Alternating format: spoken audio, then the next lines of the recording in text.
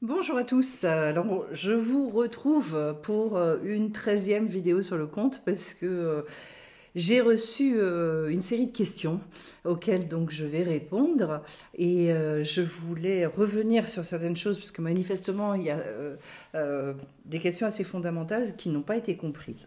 Alors, la première chose que l'on me demande, c'est le jardin est-il réellement un lieu à atteindre ou avons-nous simplement oublié qui nous sommes déjà?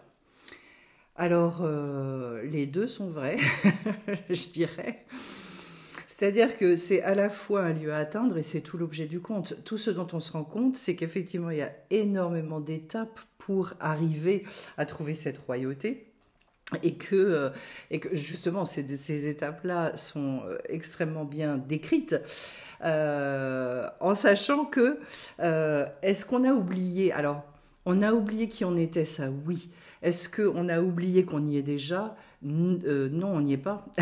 Donc on n'a pas oublié qu'on y est, puisqu'en fait, la chose, c'est de le découvrir.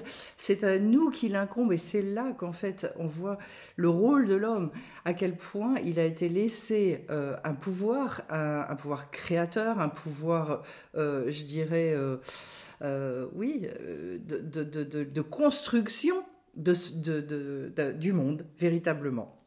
Donc voilà, j'espère y avoir répondu. Alors ensuite, on me dit si on considère que l'éveil est un retour à notre essence véritable, ce qui est juste, le jardin pourrait ne jamais avoir été perdu, seulement voilé. Dans ce cas, qu'est-ce qui nous empêche de le percevoir? Alors il est vrai que oui, le jardin, il est là, il existe. Et effectivement, la notion de voile, c'est quelque chose de très présent dans la tradition hébraïque, puisque la manière dont on appelle le monde en hébreu, c'est olam, et que olam, c'est un voile. Ce sont des choses qui... Tout est voilé.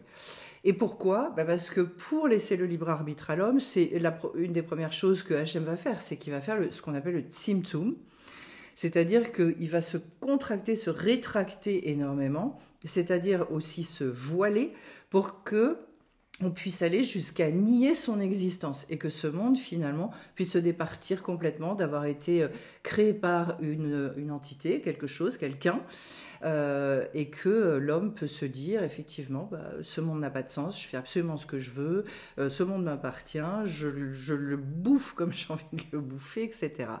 Donc oui, le monde, ce sont des voiles, et ce sont des voiles à soulever, sachant qu'en plus, il y a plein de mondes en fait, il n'y en a pas qu'un. C'est d'ailleurs pour ça que sur cette terre, eh bien, il y a des personnes qui vont voir la réalité complètement différemment. Pourquoi? Eh bien parce que justement, nous ne vivons pas tous dans le même monde, entre guillemets. Selon le regard qu'on va porter sur les choses, on va voir le monde et on va créer un monde complètement différent. C'est là qu'on a ce pouvoir fabuleux et c'est là que se trouve toute la liberté de l'être humain. Et c'est bien vers ça que justement cette entité, ce créateur veut nous amener puisqu'il veut qu'on soit partenaire là-dedans. Alors vous me dites quels sont les voiles qui nous séparent du jardin? Ils sont multiples, ils sont extrêmement nombreux. Je vais continuer d'ailleurs. Le fils du roi exilé dans une condition qui n'est pas la sienne pourrait symboliser notre propre exil dans l'illusion du mental et des conditionnements. Quels sont les attachements, croyances ou peurs qui nous empêchent d'accéder à cette harmonie intérieure? Alors, première chose, oui, c'est bien un exil. C'est pour ça qu'en fait, dans la tradition hébraïque, on parle de la galoute, donc, dont l'archétype se passe en Égypte, dont il faut donc quitter cette Égypte, cette étroitesse, pour aller vers la liberté. Et on voit c'est extraordinaire d'étudier ça dans la Torah, puisqu'en fait on voit toutes les étapes, toutes les écueils, c'est-à-dire qu'en fait toutes les réponses que vous attendez sur les attachements, les croyances et les peurs, elles se situent là. Quand vous me demandez de les nommer, elles sont tellement multiples que ça, c'est de l'ordre de l'étude. C'est pour ça qu'en fait, dans la tradition hébraïque, l'étude est une obligation.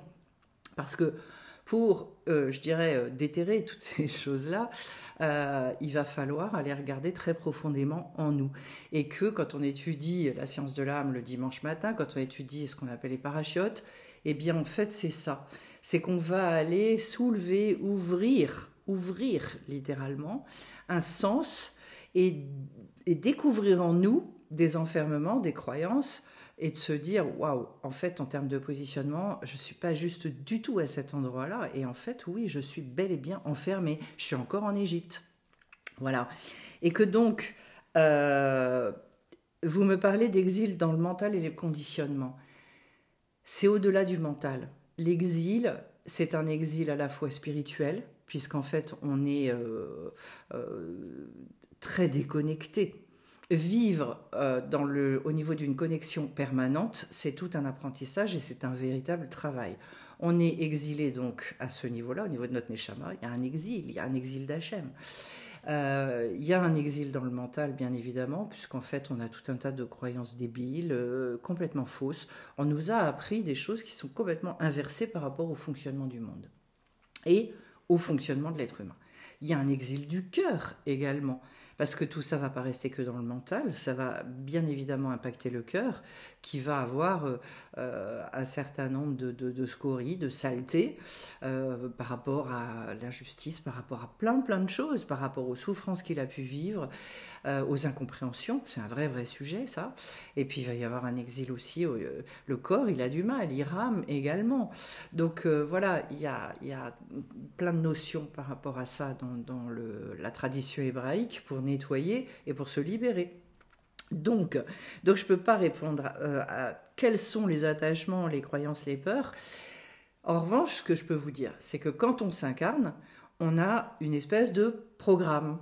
Et en fait, la science, c'est vraiment d'accéder à suffisamment de connaissances pour comprendre quel est le programme, quel est le contrat qu'on a signé avant l'incarnation, pour venir faire ce qu'on appelle les tikkunim, c'est-à-dire en fait des réparations. Et que je dirais qu'une incarnation réussie, c'est pas du tout ce que va nous dire le monde. Ce monde-ci, le Lamazé, c'est à savoir, se marier, avoir des enfants, la maison, la piscine, je sais pas quoi, bon, la réussite professionnelle ou quoi.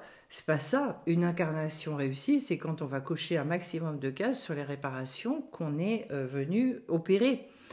Pourquoi? Parce qu'en fait, en faisant ça, on est en train, on ne le sait pas, et tout ça c'est de la science, tout ça c'est un savoir, que quand on opère tout ça, on est en train de préparer le monde à venir. Donc en fait, le but ultime, c'est au travers de tout ce travail qu'on est en train de faire, parce qu'on est venu là pour bosser, moi je ne vais pas vous mentir, celui qui pense qu'il va finir les doigts de pied en éventail, ici, ça veut dire qu'il passe complètement à côté de l'aventure et à côté de ce qui lui est demandé d'opérer.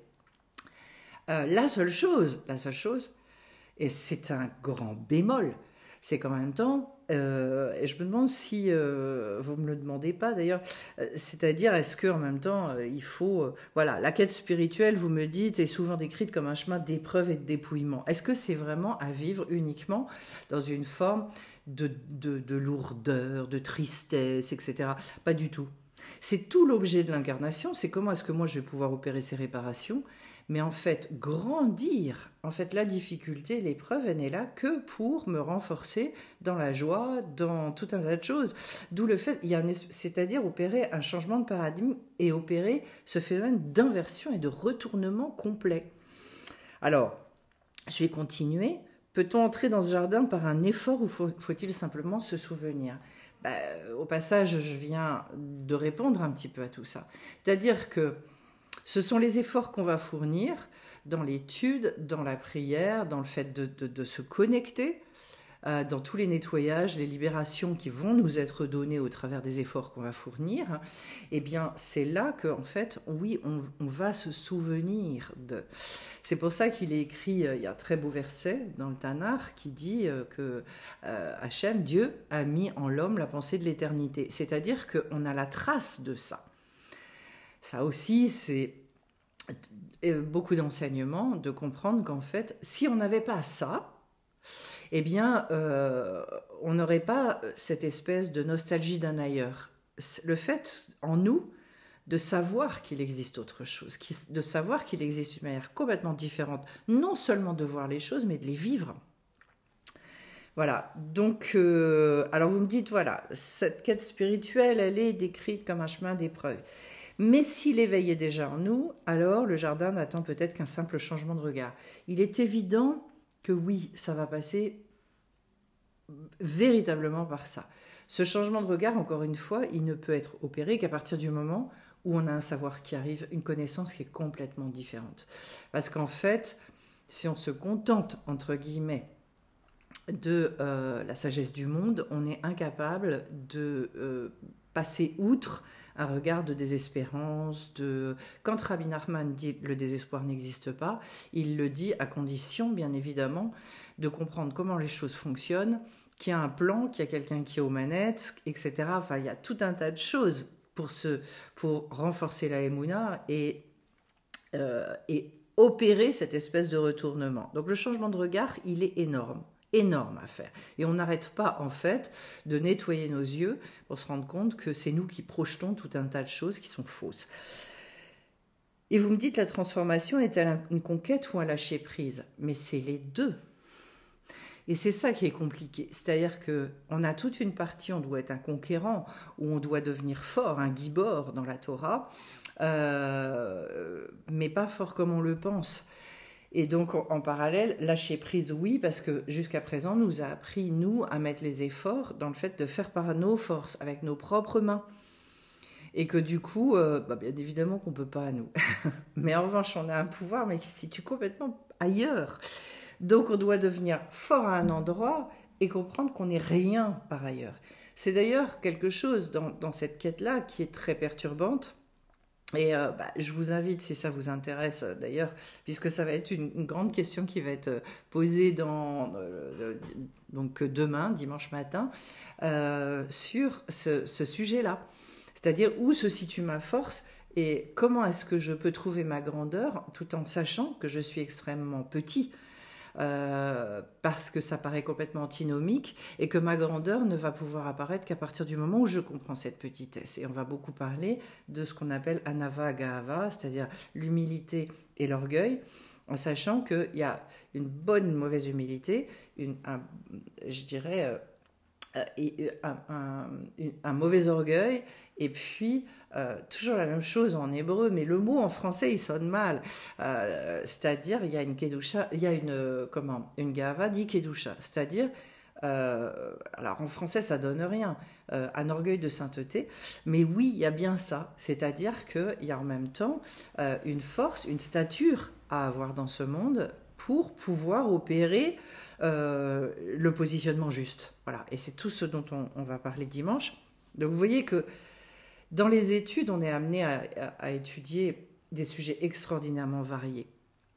Et c'est petit à petit qu'on se renforce, qu'on expérimente, qu'on répare justement dans les endroits où on n'est pas juste. Donc il y a des gros efforts à fournir, mais encore une fois, pas du tout au sens où le monde l'entend. La quête spirituelle est souvent décrite comme un chemin d'épreuve et de dépouillement. Donc oui, ça je l'ai dit. La légitimité à entrer dans le jardin repose-t-elle sur une naissance, un mérite ou une prise de conscience? Alors, la première chose qui me vient, c'est qu'en fait, on ne va pas raisonner en termes de légitimité. Tout le monde est invité à entrer dans le jardin, tout le monde est invité, au-delà d'y entrer d'ailleurs, à retrouver, à créer ce jardin. C'est-à-dire que les personnes qui pensent qu'on est là pour en baver dans la vie uniquement et traverser tout ça avec une forme de... Comment est-ce que je peux vous dire ça? Ouais, comme si on portait une croix, comme si dans une autoflagellation, de toute façon on est là pour en baver et tout ça. C'est pas du tout comme ça que ça marche. Hein. Là, on est sûr de rester enfermé. Là, on est absolument sûr, parce qu'en fait, jamais on retrouve notre puissance dans cette vision des choses. Et donc, en fait, c'est pas une légitimité, c'est un devoir de rentrer dans ce jardin, de le retrouver, de le créer. Et c'est pour ça qu'en fait, chacune des incarnations, ça peut être soit un enfer, soit un Gan Eden, soit un jardin d'Éden. Mais voilà, vous voyez tout le chemin pour arriver à cet endroit-là et pouvoir regarder le monde de cette manière-là. Donc il y a plein d'exemples à donner, hein, mais je ne peux pas, j'ai pas le temps. Alors, est-ce que ça repose sur une naissance? Ça repose sur une identité qui est le fait d'être justement enfant d'un créateur. Et à partir de là, de se dire, donc j'ai une partie divine. C'est pour ça que c'est pas un droit, mais un devoir. Et que quelque part, quand on n'arrive pas à trouver cette stature-là, ça veut dire qu'on n'arrive pas à faire exister Dieu dans le monde. Et donc de lui rendre toute la gloire et de le faire régner sur terre. Donc pourquoi est-ce que Dieu est en exil dans ce monde? Parce qu'on est en exil de nous-mêmes, on est en exil de cette part divine, et que le monde, il a le visage qu'il a, parce que justement les personnes n'arrivent pas à comprendre ça, n'arrivent pas à le vivre, à l'intégrer véritablement, et que le pouvoir est laissé, justement, c'est ce que raconte le conte, le pouvoir est laissé à des gens qui ne sont pas des gens bien. Voilà. Est-ce que c'est un mérite? C'est un mérite dans le sens où justement on a tous ces efforts à faire. Donc dans la tradition hébraïque, la notion de mérite existe en même temps que la notion de grâce. Pourquoi? Parce que tout ce que vous allez recevoir quand vous allez commencer à travailler de cette manière-là, on vous le donne cadeau. Donc il n'y a pas cette histoire de troc et de... Bien sûr, la grâce, elle existe dans le judaïsme, elle est omniprésente. Mais en même temps, le mérite n'a pas disparu. C'est-à-dire que jamais on dira, de toute façon, on n'a rien par mérite. Bien sûr que si. D'ailleurs, ce serait un peu dégoûtant de se dire, donc ça veut dire que celui qui fout rien et celui qui bosse, ils ont la même chose. Mais pas du tout. Mais pas du tout. Vous voyez, c'est toujours la même chose. Dans le judaïsme, il y a toujours cette espèce de recherche d'équilibre en tout. C'est-à-dire, on ne va pas se dire, ça c'est nul, ça c'est bien. Tout est une question de dosage et tout est une question de comprendre où se situe le mérite, où se situe la grâce. Voilà. Et une prise de conscience, bien évidemment que ça va passer par de multiples prises de conscience. C'est pas une bonne fois pour toutes. C'est tout l'objet de la Teshuvah d'ailleurs. Voilà, puisqu'il y a donc une formation qui est repartie sur cette Teshuvah là, ce retour qui est magnifique. C'est un chemin enthousiasmant. Alors, le fils du roi a naturellement accès au jardin, mais il ne le sait pas. Doit-il prouver quelque chose ou simplement se reconnaître? Les deux. Les deux, mon capitaine. Il doit prouver, et notamment se prouver à lui-même, bien évidemment, au travers de tout ce travail qu'il opère. Et comme on le voit dans le conte, puisque donc, la vidéo numéro 12 est sortie et que là, vous avez les réponses, il va même devoir le prouver à l'extérieur. C'est-à-dire qu'on ne peut pas devenir roi sans avoir, je dirais, sans que cette stature-là, elle impacte le monde extérieur et qu'elle serve d'exemple. C'est pour ça qu'aujourd'hui, les peuples ne reconnaissent plus leurs dirigeants en tant que dirigeants. Ils ne leur reconnaissent plus aucune légitimité. Pourquoi? Parce que tout simplement, leur attitude, leur comportement ne sont absolument pas des comportements de roi. Ce sont des comportements, c'est même pire que des comportements de fils de servante, puisque en fait, ce sont des comportements de ce qu'on appelle dans la Torah des rachas, des rechaïm, c'est-à-dire en fait des gens qui se comportent n'importe comment. C'est-à-dire même dans leur vie privée, même dans leur manière de s'exprimer avec dédain, avec mépris, etc. C'est tout sauf le comportement d'un roi qui est là pour descendre jusque vraiment dans l'intérêt du peuple et s'effacer, s'annuler complètement pour que la seule motivation de ses actes soit une motivation uniquement au niveau des intérêts du peuple. Bon, on en est à l'opposé. D'où l'illégitimité totale et le fait de se dire, ok, donc on n'a plus de dirigeants. C'est ça qu'il faut comprendre en fait, c'est qu'on n'a plus de dirigeants. Ensuite, qu'est-ce que vous me dites? Simplement se reconnaître. Mais voilà, les deux vont être importants, puisque bien évidemment que si on ne se reconnaît pas et si on ne comprend pas quel est notre rôle et notre mission dans ce monde, ça veut dire qu'on ne pourra jamais trouver notre stature. Inversement, le fils de la servante pense y avoir droit, mais ne peut pas y entrer. Le fils de la servante, il ne pense pas y avoir droit. Le fils de la servante, il ne se trouve pas à chuter là par hasard, parce qu'à un moment donné, il y a quelqu'un qui a géré cette inversion. Et d'ailleurs, la bonne preuve, c'est qu'à un moment donné, il quitte ça. Parce que pourquoi il le quitte, d'ailleurs, c'est intéressant. Pourquoi il reste pas là en se disant, on m'a mis là, moi je vais profiter, je vais kiffer, et puis je me pose pas de questions. Parce qu'à un moment donné, il sent bien qu'en fait, il n'est pas légitime. Il sent bien qu'il y a un problème. Donc lui aussi va partir, lui aussi il va quitter. C'est pour ça que je vous dis en fait que les dirigeants aujourd'hui, ce ne sont même pas des fils de servantes. C'est même pas ça. C'est pire que ça. C'est que ce sont des gens qui sont complètement absorbés dans des forces qui sont des forces contraires, ce qu'on appelle la citra araha, et qui ne sont là que pour gloutonner le monde, que pour eux, que pour donc ils ne sont pas du tout au service, ils ne sont même pas des serviteurs en fait, ces gens-là, c'est bien au-delà. Cela signifie-t-il que l'identité spirituelle n'est pas un rôle que l'on adopte, mais une vérité à retrouver? Ça, c'est une évidence. Tant qu'on pense qu'on on se colle un rôle sur soi, et c'est ça tout le souci aujourd'hui, et Dieu sait qu'il y a énormément de gens qui pressentent finalement quelque part que oui, ils ont un rôle à jouer, qui ressentent intuitivement qu'ils ont une neshama, qu'il y a de la lumière en eux. Mais tout ça, c'est pas organisé. Tout ça, c'est pas... la personne, elle n'a pas intégré ça, elle n'est pas arrivée aux dates. Je vous invite à re-regarder toutes les vidéos que j'ai tournées avant. Et donc, du coup, elle n'est absolument pas dans cette justesse. Elle n'a pas incarné les choses.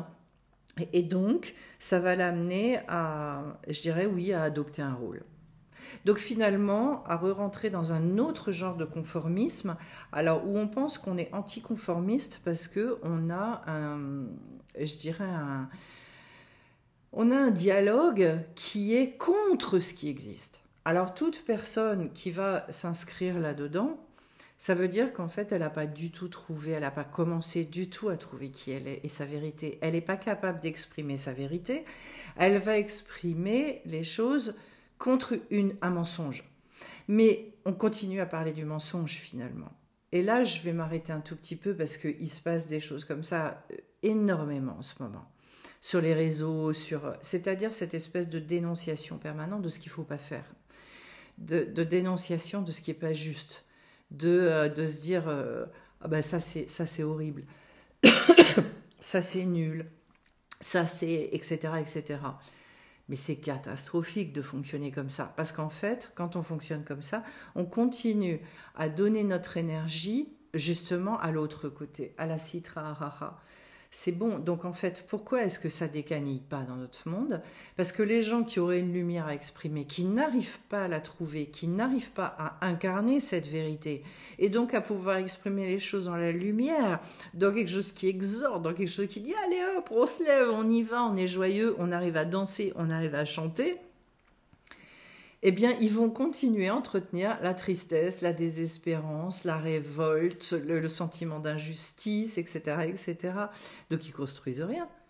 Ils ne construisent rien. Ouais, le monde est dégueulasse, le monde ceci, mais le monde, il est ce que l'on voit du monde, c'est-à-dire, il est ce que l'on... Et surtout, il est le reflet de ce que nous, on arrive à construire dans notre vie. Si nous, on n'a rien réussi à construire, on va penser ça. Si on a commencé à construire quelque chose, on va se dire, mais ce monde, mais il y a un potentiel. Je vais vous dire, mais il y a un boulot de folie. Il y a un boulot de folie à faire là-dedans, parce que là, pour le coup, il n'y a pas beaucoup de, comment dirais-je, il n'y a pas beaucoup de concurrence.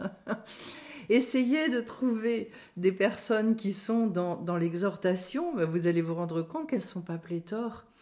Que la réconciliation avec ce monde, très peu de personnes l'ont opéré, donc ça veut dire très peu de réconciliation avec soi-même. Et pour moi, c'est ça. Enfin, faut re-regarder je dirais la vidéo numéro 12, parce que je parle beaucoup de cette notion-là. La légitimité, elle est là. On ne se pose plus la question de légitimité, parce qu'on est devenu, parce qu'on incarne la chose. Et donc, en fait, ça y est, même si c'est de manière imparfaite, même si ça n'est pas complètement achevé, parce qu'on est encore là dans ce monde, ça veut dire qu'on a encore du boulot à faire, mais waouh, suffisamment, on arrive à toucher ce que c'est que le shalom intérieur, ce que c'est que la vraie joie, ce que c'est que la lumière, on la vit ça, on le vit, on le transpire. Donc effectivement, alors vous me dites une vérité à retrouver, il y a une part qui est vraie. C'est-à-dire que oui, cette vérité, il y a quelque chose, ça nous touche, on sait que c'est vrai, on le sait. Mais en même temps, je dirais que le faire émerger de soi aussi. C'est-à-dire, c'est pas seulement à retrouver, c'est quelque chose qui en même temps va devoir s'incarner. Donc, il va falloir réussir à trouver le langage, comment j'exprime moi ma vérité. Et ça, c'est vraiment la vidéo 12. Parce que c'est pas parce que je sais la vérité que je sais l'exprimer et que je sais la vivre dans ce monde. Gros problème de beaucoup de personnes. Est-ce que ce jardin est un aboutissement ou un point de départ? C'est évident que c'est un point de départ. Considérez que tout dans notre vie doit être un point de départ. À partir du moment où on pense qu'on arrive quelque part, et ça c'est un grand problème dans notre vie, c'est que nous, on attend le moment où on va pouvoir s'asseoir. On ne s'assiera jamais dans notre vie. Jamais. Si on commence à s'asseoir, c'est fini. Ça veut dire qu'en fait, c'est une succession de points de départ. Et c'est pour ça, et c'est la grande chose, le grand point important de Rabbi Nachman de Breslev qui dit qu'il déteste les vieux. Pourquoi il déteste les vieux? Pas une question d'âge, c'est qu'il déteste ceux qui pensent qu'à un moment donné, ils vont pouvoir s'asseoir, se poser et que c'est bon, c'est fini. Non, c'est pas ça la vie, c'est pas ça du tout. C'est-à-dire, il ne faut pas être pressé de mourir avant de mourir. Hein. Je veux dire, non, on y va et on continue. L'éveil ou le retour à soi est-il la fin d'un parcours initiatique? Ah, vous voyez, c'est pareil, quoi. Non, c'est le démarrage. C'est vraiment, voilà, et vous le dites, le début d'une nouvelle manière d'être, ça n'est que le démarrage. C'est-à-dire qu'on va considérer que c'est ça la naissance, une deuxième naissance, mais c'est le début de tout. C'est pour ça qu'il y a plein de gens pour lesquels les sages disent, en fait, ils sont jamais nés. Ils ne sont jamais nés. Il y a une naissance physique, mais il y a une naissance spirituelle. Et si on n'opère pas cette naissance spirituelle, en fait, on passe complètement à côté de ce pourquoi on est descendu. Une fois dans le jardin, y a-t-il encore un chemin à parcourir? Il faut que vous compreniez une chose, c'est qu'en fait, le but, c'est le chemin. Le but, c'est se mettre en chemin. C'est mais levez-vous et réveillez-vous. C'est tout ce que je vous ai dit au niveau des contes. Rabbi Nachman a écrit ses contes parce qu'il s'est rendu compte que tout le monde était endormi. Donc il dit, mais comment est-ce que je vais pouvoir réveiller les gens? Réveillez-vous, réveillez-vous. C'est-à-dire que tant qu'on se pose ces questions-là, ça veut dire qu'on n'est pas réveillé. Ça veut dire qu'on n'a pas compris encore ce que c'était que la vie. On n'a pas accédé à la vie. On n'est pas né. Et donc effectivement, quand ça y est, le pas a été fait et qu'on a commencé à passer ce stade-là, alors quelque chose d'infini s'ouvre à nous. Quand on comprend qu'on est dans quelque chose d'infini, on se dit donc, on ne se pose pas la question de savoir si dans l'infini ça va s'arrêter. Dans l'infini, ça ne s'arrête plus jamais. Et là, on kiffe. Mais qu'est-ce qu'on kiffe? Parce que ça, c'est un grand sujet chez l'inclassable. C'est quelque chose que moi, j'ai énormément vécu dans ma vie, qui me taraudait énormément. Pourquoi? Parce que quand j'avais l'impression d'avoir fini, de faire le tour de quelque chose, je me disais, mais et puis quoi? Non, mais et même quand j'ai eu la sensation aussi de faire le tour de moi-même, à un moment donné, je me suis dit, mais je m'en kikine avec moi, quoi. Il y a un moment, il y a quelque chose de beaucoup plus fort, de comment ça s'ouvre, ce truc-là. Je cherchais vraiment, allez, hop, il faut que ça pète. C'est tout le sens de Pessah, d'ailleurs. Hein, allez, il faut que ça s'ouvre. Et donc, non, tant qu'on se pose des questions comme ça veut dire qu'en fait, on n'a pas trouvé l'ouverture, on n'a pas passé la porte finalement. Voilà. Et donc, vous me dites, est-ce qu'on est en train de chercher quelque chose qui a toujours été là? C'est quelque chose, c'est votre identité, c'est un problème identitaire. Et donc, bien évidemment que c'est là, parce que sinon, ce serait impossible de chercher quelque chose qui n'existe pas déjà. Donc, si on le cherche, c'est parce que ça existe, c'est parce qu'on sait que ça existe. Donc, on sait qu'effectivement, il y a quelqu'un qui a créé le monde. On sait qu'on a été créé. Mais on est complètement ignorant de ce que c'est. Très clairement, on est complètement ignorant. Et c'est la base de tout, c'est de comprendre qu'on est ignorant. Donc, de se dire, ok, donc ça veut dire que maintenant, je suis un chercheur de vérité, je me mets en quête. Est-ce que j'y vais ou est-ce que j'y vais pas? C'est tout le sens de ce que dit Hillel Azaken. C'est pour ça que j'ai mis cette citation sur mon site de Séphiroth et compagnie. J'ai dit ça, à savoir, si je ne suis pas pour moi, qui le sera? Si je ne suis que pour moi, qui suis-je? Et si pas maintenant, quand? C'est-à-dire, mais quand est-ce que je vais me lever? D'autant plus que me réveiller. C'est pour ça que j'ai commencé par ce conte-là.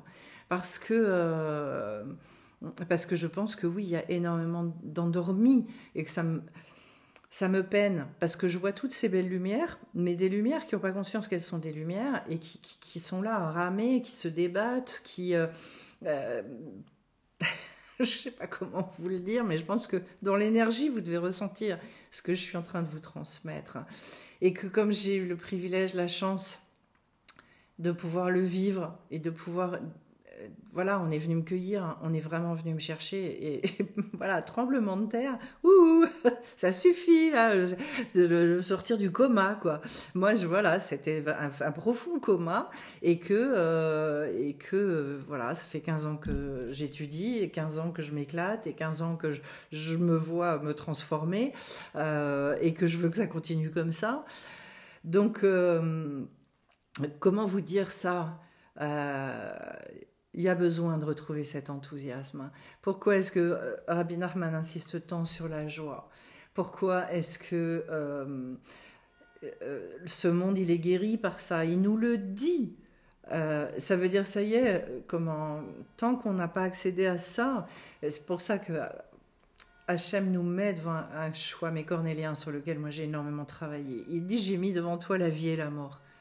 Tu choisiras la vie. Ça veut bien dire que de toute façon, on est mort et que donc du coup, il faut véritablement accéder à cette vie-là. C'est tout un chemin, mais c'est un chemin enthousiasmant et que quand on arrive à cet état-là de créature, finalement, c'est là qu'on est libre.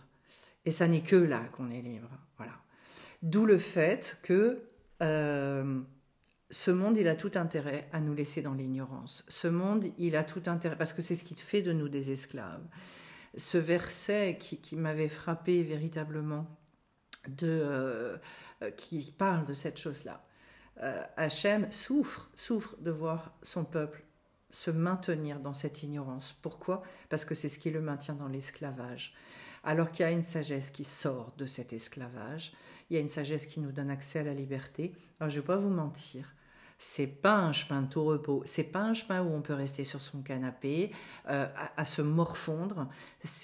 Mais en revanche, c'est un chemin qui nous sort justement et qui réussit durablement, de manière pérenne, à nous en sortir. Le gros problème de tout ce que je vois chez beaucoup de personnes, c'est qu'en fait, ils goûtent, ils essaient de trouver des espèces de méthodes toutes faites. Et qu'est-ce qui se passe?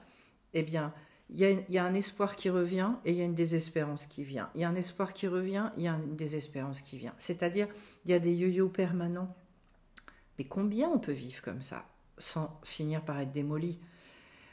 Non, là, le chemin, on est sûr que là, c'est un chemin d'ascension. Même si l'ascension, elle se fait avec des montées et des descentes, et ça, je l'ai parfaitement expliqué.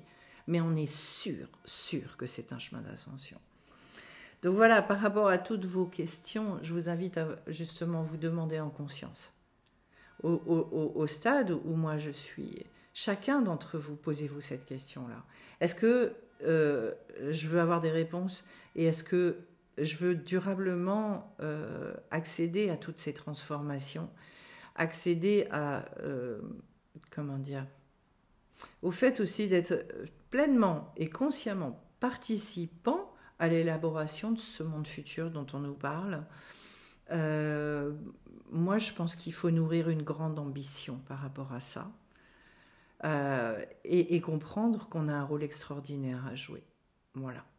Eh bien, écoutez, j'espère avoir répondu à un maximum de vos questions et que ça vous permettra aussi de, je dirais, peut-être de susciter cette soif et ce désir d'aller plus avant pour rentrer, pour passer la porte, on va dire. Voilà, plein de belles choses à chacun d'entre vous. On se retrouve bien vite sur la chaîne. Je vous embrasse.